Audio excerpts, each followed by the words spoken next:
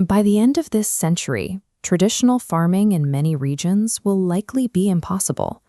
Peer-reviewed projections for a 4-degree warming scenario describe a world of highly synthesized survival, where grazing herds are replaced by bioreactors and invasive species dominate a failing ecosystem.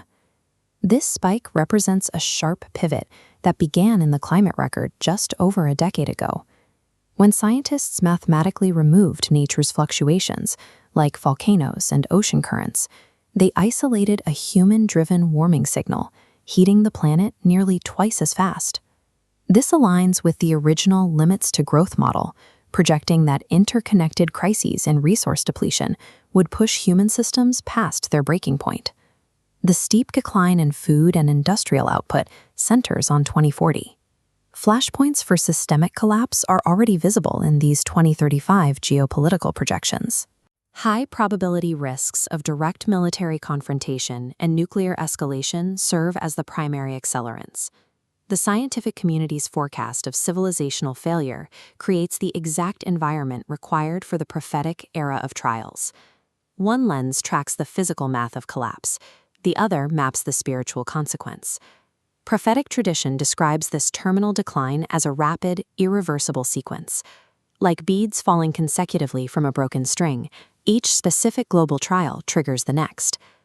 The opening phase, Fitnat al-Ihlas, is a trial of raw destabilization. It is characterized by flight and plunder, a complete breakdown of social order where safety is lost, property is violated, and entire populations are forced into displacement.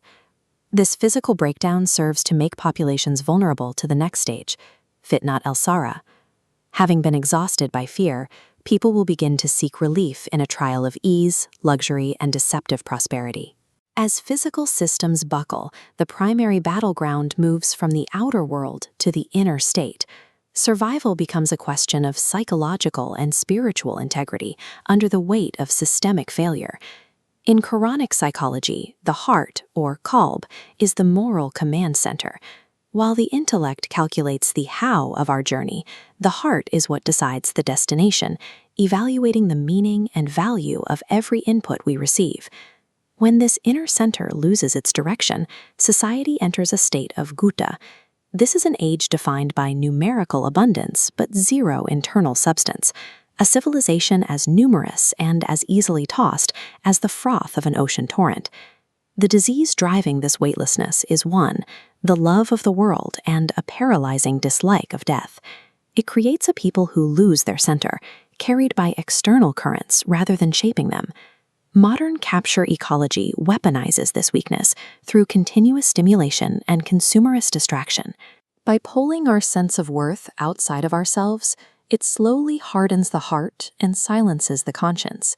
A sick heart hijacks the brilliant intellect for the purpose of rationalization. It uses brain power to justify desires and deny truths, turning the intellect into a tool for self-deception rather than a seeker of wisdom.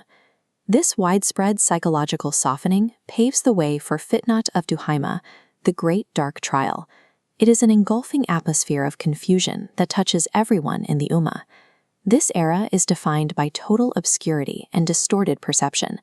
It is a permanent crisis environment where every time people think the trial has ended, it stretches on again, leaving no one untouched by its confusion. The speed of inner collapse becomes frightening.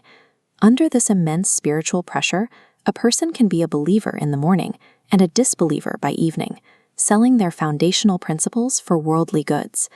This phase forces a rapid spiritual inversion. The surrounding fog enters the heart, causing convictions to evaporate as people buckle under the pressure of the age.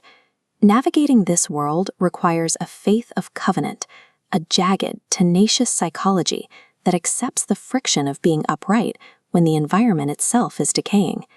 This starts with Ghorba, or principled estrangement. You must derive your identity from truth itself, rather than crowd validation, becoming comfortable with being socially minor and out of step with the majority. Staying faithful will feel like holding a burning ember.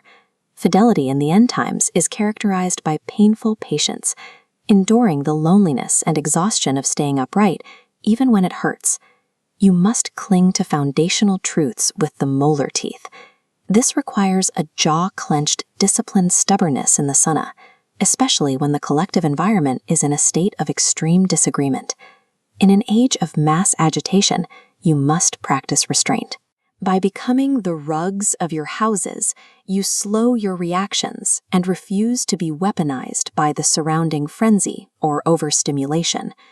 When the outer world becomes noisy and confused, your inner life must become denser.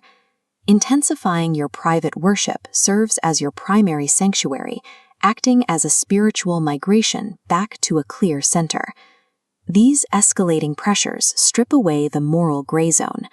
The Dhyana funnel forces a final division, separating humanity into two absolute camps, a camp of faith with no hypocrisy, and a camp of hypocrisy with no faith. Inner realities are fully exposed. Once this final sorting is complete, the appearance of the Dajjal, the ultimate deception, is imminent. He arrives not as the cause of the decline, but as its final, outward consummation. In this age, success is not defined by physical survival.